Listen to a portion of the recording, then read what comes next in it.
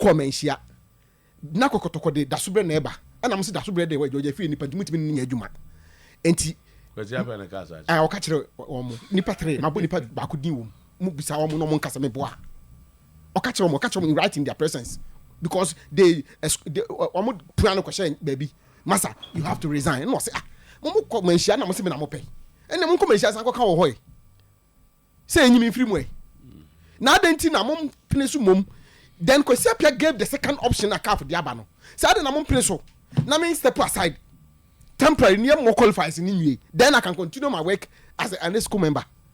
The second option I can't for the other show will let him know because he suggested this to the FA president. Tell me catch was a timer. Idea way Bibianco come numa and Bibianca papa any grade. Where is Bibianco papa any grade? Careful for say one more year drawn. Almost saying on Sudan Kobo. And I'm here draw we are legal side in there. Say I drawn Bibia can't be informed. Chomangasa no muni mi say o muri Ghana ni Sudan kobo tama obi na akoka kire o na de hye nkofo abufuo Kwesiapia bufu say adenti na obi a we adwuma ma Lagos cities na Kotoko kobo America ne GF di na ka ho so onko bi ena me ni wo kasai Kotoko America na o mo ko no tama wo so o mbeko no enye Kotoko na ekọ biem Medeama players na mo ko ba America munya visa na ye ko fam ka Kotoko so mo ko ba sa ball no meboa say na no me kan na wo ye na me din say me titi nsem bi o masum say ekoye frefre ko bo trip to America I want the Medeama place na fra Kotoko ne Medeama na ekọ America no Koto Medeama to America Koto Medeama to America ene ya kan mabom omuko Koto Medeama to America ya ko fa Medeama place ni Koto Medeama to America ko bu say say last week na me ka say me titi say frefre ko bo bi ya be mam so mo ko fa nkofo bi place ya be ka ho na time ya ma me jaye because say no ye me no na ese me jaye na me koba gentia nana kontompo hina pene so and say am say on person they have a good relationship with DC United say na be ya Kotoko ni DC United benya some relationship partnership with the America for any of you for ya hu so na we do say sanity am be ho agisi no mo share Kotoko jisi say me da share Kotoko jisi no that's how they are I dey asana zaki token oh me that's e be ye den na David ba fo wa asem na wa kan so to ade no ye din abeto David the arrangement is that because minim say America yi miss o de mesra onya say okọ be ha dwena minim say America yi na no ayi memeda ne fia dai aye ko fa America asem ba yi una ma information pa wo ho say America na ye da ye beba so e na ba fo wa pejaa mu no say the all titi na eba na ti ebesi ebisa wo say eye no kure say Kotoko players kakra e na Medeama players kakra Miss Mactibi okay na dem meti ye ne say edu stage bia kofo na ton ticket nyina wi omo edu achiri on the promotion na Kotoko players ni bi nyae ibi enya so for the match to go on 100.7 if they could add 1 or 2 players make me join the Kotoko for no na omako said the be a match to keep the relationship on omuja mama ya America for say until there's also a plan B where I mentioned resubmission okay say you gather the documents they have given them the chance to present until say no koye dia hwe memsan ko em so bia send me BCCA ya ma wa yina ye confirm and say weekend ni games e beba so premier Saturday come ko producers ni ho so any Brekum Chelsea Accra Lions any Brekum Chelsea Heart of Lions any Vision FC Sunday Young Apostles any Accra Asofo Samates any Nsuatreman Baseke Holy Stars any Karela United Nations FC any Gold Stars Aduana FC any Dreams FC and FF say postponed matches Legon Cities Asante Kotoko Bechem United Medeama Sporting Club can you ask me for reasons so me do call BP Montano and me go confirm you from the Medeama side unze omo players na call last year about I'm say 4 or 5 players in between 2 to 4 years. They are 1 year and Saturday we are more visit but I'm say about 4 or 5 players in between 2 to 5 years between 4 and 5 because Kotoko 7 and I smart epera 20 min kubi And I may say, me catch you say Medeama. I can be do for the can Kotoko six. So when you 11 family. Kotoko 11 family. But quietness no. It's maximum. And to come Medeama side Ajibu. Maximum. I thought so maximum of 5 players. And about Kukra or America. And to be on do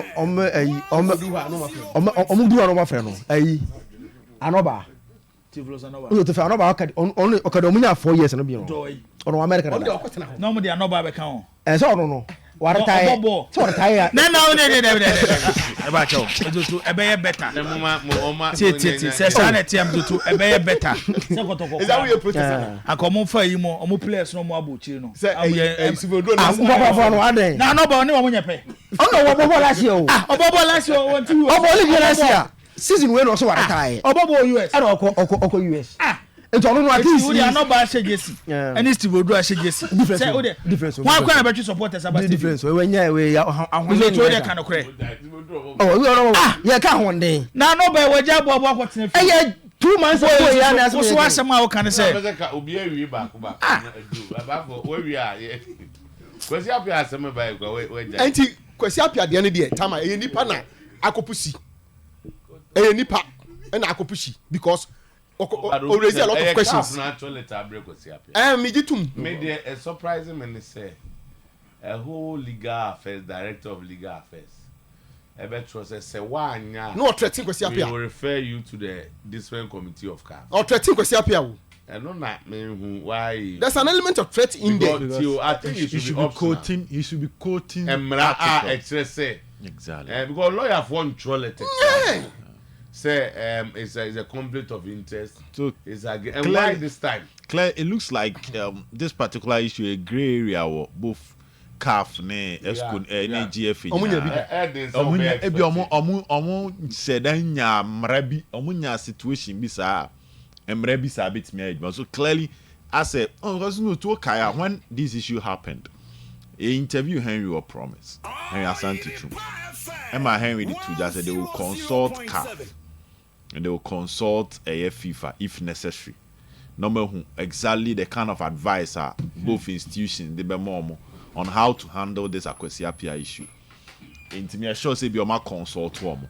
Inti say letter elko CAF for there. I'm not surprised because Henry Mane Claire said they will write to them to get to know exactly how they should handle this issue. Me too. Mm-hmm. Adana ESCO meeting the course no. Once me stance on this issue. There be my clear say I think Coach Kwesiapia and the Papema to on step it down, even from his position. Emma Ninya concentration to work on his current job, which is the head coach of the Sudanese national team. You go there be an idea sano. Ebeko kofa stories be bring this anyoma naba. Adana ESCO ni koye meeting na the FA president a communicating ma Coach Kwesiapia say on step aside onyi ne hu free ESCO nim. Kwesiapia ka kire FA president ne say ono de enya ne pe ena odi begina FA ESCO position no. Eye ohene opemso ena yi no se onko gina e wo Kotoko dimu ena ye to aba na yi no as ESCO member. It is a FA no wo bibia they can communicate to ohene. Yeah. The response to the FA president no wanya happy. It quickly and order the general secretary of the FA. Say on letter. Alaji Abo. I come on. Safu dugu so edibiaba. Alaji say. Lawyer Safu use 3 different justices. Almost 30 minutes almost use Medeama Kotoko. Second half no more use blaster. I blaster. So the national team. But I'm to lawyer Safu case what happen. And FA president in order the general secretary of the FA. Say on letter to CAF. And yes, and another letter so to FIFA. Eti ba kwa CAF and ba kwa FIFA. And the CAF there na aba.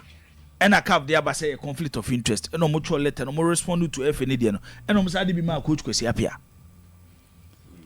So what the mention as you. Eti communicate na Kwesiapia de ma FA president. He was not happy. Then ono the enema. So no catch and say say yen nyina the politics of our football currently. how our FA president is finding a way to convince Kotoko so monto abamano. Also the form and you be no. So to them say eti on year to abadiama no. Then ebisune say yebema Kotoko any seat on the ESCO. Initially say we dey win him dada. Then Asante Kotoko then eko eye mano da so bury. And our FA president is finding a way to tell Kotoko say you mad there they don't need him at the ESCO. FA president That's the truth. Sir. Yes. Omo hian wo ESCO. Na say asem we win him. And I win him. Yes, from the FA president. Even quote kwasi apia na okoye no because na options for Kotoko na few. And come on here. Because FA president no oni kwasi apia mfa hanhia ha. He doesn't like coach kwasi apia because that time I know a football agent was kwasi apia mfa the players of Blasters. Emma ne ba social media nyina to attack coach kwasi apia. Eka wo bi eti no be FA president no. The first thing he did in the time is not to renew coach Kwesi Appiah contract. I'm not saying say Kwesi Appiah being on the ESCO obi antem you to aye. But en some e kwatwetwe Kwesi Appiah ESCO kono eno na me address. Etinei mizoto letter ya ye kan ho asem yi. Say ni dia FA president nya e de ma menhia eba menhia ho. Eba ni menhia be kasa yeso ombe hia Kotoko vote ni sa anwoma no.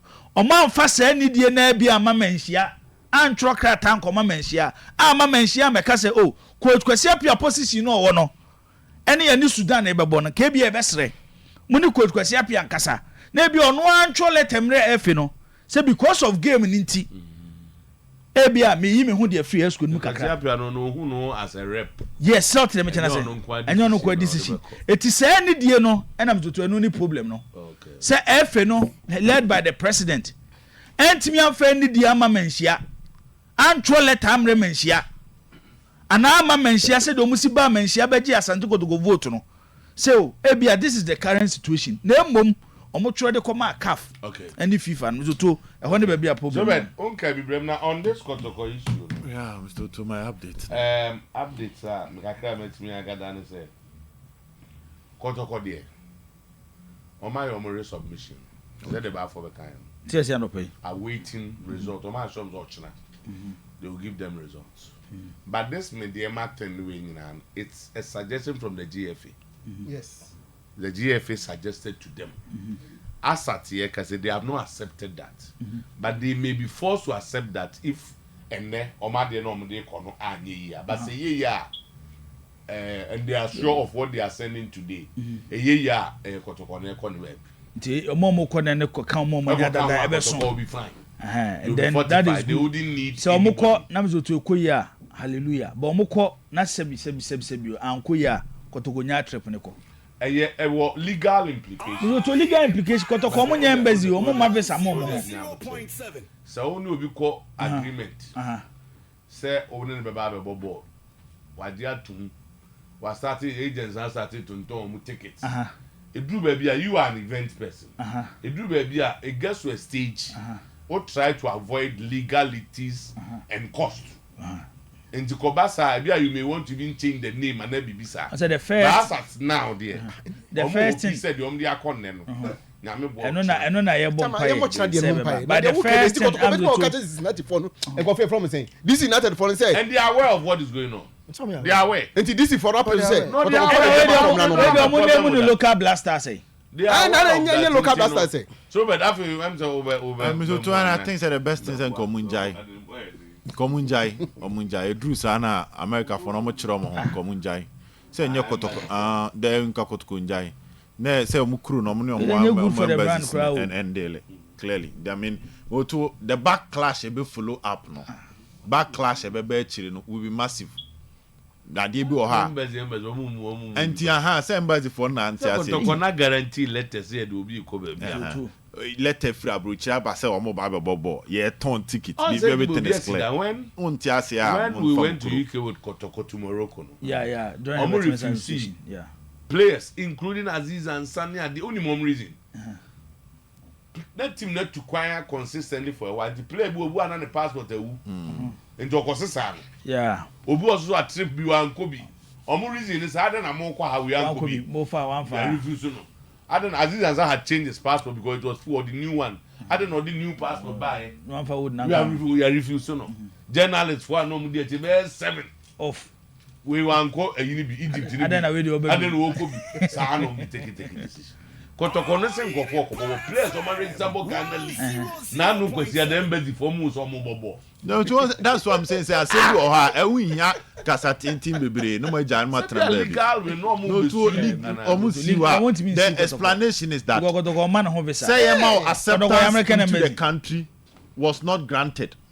Yama wa wura kuro num no yama o kwan am wa wura kuro num. Tikabi zo munyayo. And say we them to the best. Don't go family Diama. Go go family Diama players there. Go family Diama players. Omo makone na obed. Omo sabe come overseas. But embassy say American embassy said omo nyoma city no. Say bibi foforo so si apart from say ehwe animu so omo sabe come overseas na. Ye besre IMC fo no. Mo nku Kotoko brand nani mase. Okay. Enko she Medeama players Kotoko Jesse enfo mu nkogina US park so eme yen twese Kotoko players na ebobo negative image to the club. No to even the issue na nkasa no in an attempt to go with the Medeama players, let's say Kotoko players 7 enya, we need to look at the positions of Kotoko players neighbor.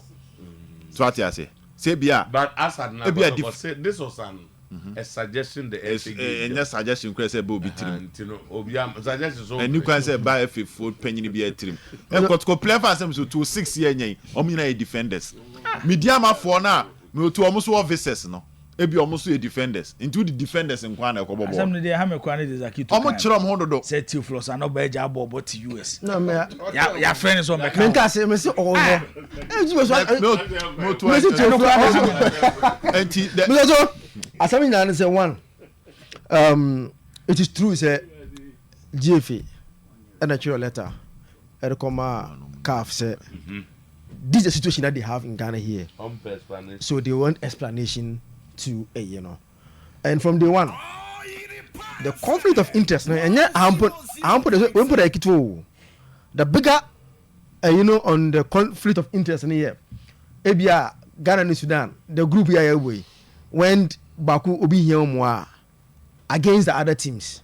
That is so when a bigger conflict of interest in o say Emubwe na edu baby set two teams to qualify na Bakubi say Bakubi coach Ghana and Sudan say like what's to the advantage of Ghana yemi no nti yemi wo nipa ba ko wa e ba critical me can't say kwesi apia and then Black Star GFA yemi ka be form partner yenye din ni mo na onye na djuma no obi anya na djuma o ye sure say ade a FE dey kwesi apia ombetimi ne kwesi apia kodwene sa ade we Medo is a Ghanaian ba so ombeti na kodwene ho dibo unim say kwesi apia whatever has happened obe pese Ghana be qualify than Angola on so person using the results to prove a point so on me cast yema so no e wo ho ne mfa ba ko nka ho he want Ghana to qualify now too much is here dan kwesi apia betimi ama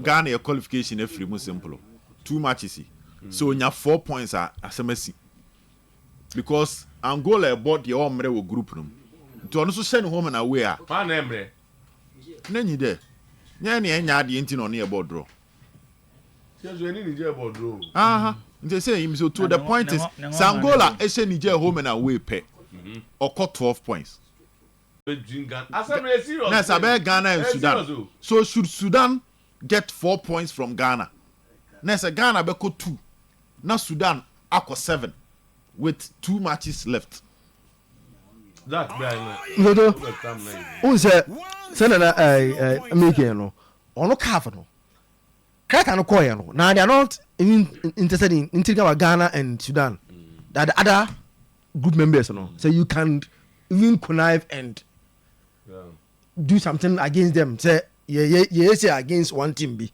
and see, this is where the conflict of interest comes in. Media from day one I think it's not right. Yes, ABS you can have what is not right. You can have issues about how Kwaya or Fowles call on all this, but the truth is that I think we shouldn't look at the Drew stage you cry. but sana yɛ kɛn ebia kwan a ɔfa so kɔɔyɛ no ɛna ebia kɔm fa so film no ɛna akɔfa all this issue has come but if you read the FIFA code of ethics on conflict of interest the first time ɔkɔ as a ɔhɔnam no ɛsɛnka you should just leave this job like ɔkɔ Sudan no na ɛsɛnka ɔgyae ɛsɛ adwuma no to on his own. Now the FA are not entirely happy because they wanted CAF to direct his own film. They can't do that. But No lawyer would do that. CAF say lawyer for your money, yes, minimum he should at least temporarily stay off now going forward. Now you understand? It's in so I think going forward no. These are issues that we can easily solve it. Kosiapia and whoever is involved, GFA, no ABA. But Kosiapia has since written to CAF. No, watch your. I'm just watch your. Responded. Watch your. Okay, Matthias. Watch your. I'm stepping out at least until November. Na Modiama. Watch your. Sorry. Another point you want to say, you know, of course, no. Then the pen or the coin.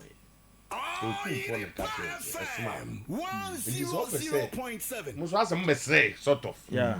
Then I'm call the same source. Other free hobby there. But me mean the two vocal question. Baby, I'm no question. Yes, we die. Misoto Kotoko crowd. Kotoko crowd or Gisuya technical director. I got Kotoko crowd. Woman, Atro crata. Say, hold on, Atro crata. The free Ghana had their coquero. Was that dear if you see class? Opa vote to the Utu Kerfin cram back, Eba Kumasi, Eba Menchia. Campaign time. No, this is respect. So I think this thing should be solved once and for all. Normal, practically, it's not right for Kosiapia to be on the ESCOWAS head coach of Sudan.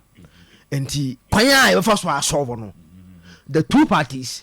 Obia say unim dey say oye. So you and Dibo are saying the same thing. As American no unim. Yes, they should just solve it because enye papa, yen kan okore, enye papa. Now, let's again say you qualify bium. Yen nya qualify, you should qualify you have to call AFCON. Let's also go ballot as a group more. Then you temporarily once again resign once again temporarily. And look at all this thing. Look at all this thing. Sudan can discuss over now. They discuss their next match. Yeah, and among other things, the ESCO are not there to discuss. For now, their discussion is Sudan. Other matches. 90%. But if you say for now, so we are the ESCO no, all the other things about Ghana football no, and no dey say nipa no ni know how ni knowledge no. That's why game na very important. Game na yekobo no. Anything less than 4 points. No, me tiasi o, but I'm saying that. You be for word danger no. Me boss, me tiasi o. Na say, and my beka wa. Danger you wo mu da do. Ana mu no. Reason why ya. Exactly. Na ase wo here CAF no. For one want to, one person. Sudan they want me butu. Na then I lawyer CAF director dey just on the down. One city conflict of interest crop. Oh, no. Article say. For you should just go and read. So open or let him. Lawyer no na me busa se wan kan. No, say enter na omo yes say. Your mama assignment will be ango. No, say enter omo hand amount say if you read the FIFA code of ethics it is there. It is where. Lazy boy. If you are coming, so enra me go share Kotoko ne Accra Lions game no. Na a massive improvement upon game I'm going to share on Wednesday against Insuatreman. Accra Lions team no mun luku omunye a good side compared to last season you know. And also lose a lot of players. Inti how are him Accra Lions ball omu possess ball and a lot in pieces. Unlike last season, we show mu games omu ball. Obesho omu mpokra na Accra Lions be dominate game no. And the only time Umusa Accra Lions no mu good side. From there the 60th minute till the 75th minute. And what there? Omu make sure be control game no. But one thing about Kotoko team upon Lions situation in say you could see a team omu determined. They wanted to prove a point. Aside the air channel, players na issue anger. Say, we want to put up a good performance because Kotoko last 2 games are normal before a game. Amobo against Accra Lions. Ewo Boasile and Clean Sports Stadium. In Swaterman and then Young Apostles. Omobo asa game simi enu wie kra wie mpokra no mo share no. Omobo draw against Young Apostles. Ombe win against Swaterman. Na supporters any je ball no omobo en ho. Nti ekire say Asante Kotoko supporters no. Omo pe good football plus resource. Nti enra wo hwe Kotoko players na omo so be gina park no so no. Me sure say message a Dr. Ogumde Momon say this is what the supporters want. Are they supporters ni penny? Inti ase combine two no. And then omo combine here. Still in the second half, almost stamina a suspect because then again majority part of the second half, Accra Lions ne ball no. Omo go ni the minim say mama tie obi any opportunity to watch it. Offside. Clear offside. Because what stadium what any opportunity to watch playback. Yeah, it is a mumu bi asha. Then if Ubeda can was a key to account. But for sorry. Offside. That means that means the ball was an offside. It was a good performance from club defense Asante Kotoko. And you cannot take anything away from the supporters also. A come first so call Boase ko hit team no. One motivation. Zach, now we can't say me na no me that. I'm saying me yaji say yes, Ebia from Kumasi to Obuasi, emu wakakra, emu nwepi be emu wakakra. But Kotoko decision to choose Obuasi and Clean Sports Stadium as omu home venue. Ewa abra ya close to Baba Sports Stadium no. One decision am zoto for footballing reasons to win championship. IMC na kontomponi afere hene da no zoto.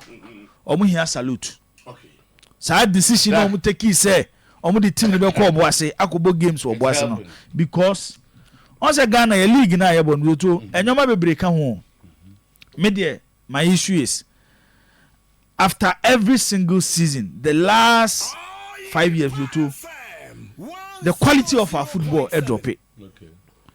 There are certain things and can we expect to say players omo at professional level can mistakes be ho monye. But what is most important is say see you can nyina afuase ni nyina anya ye dey a ye wie se ba ku yi no so na ya de. That's right. And uhia nyoma bebre so de ka ho. And I think say Asante Kotoko Boase no mo ko en to e play a huge role. Because games ni bi wo ha te say no game is a drew point bi.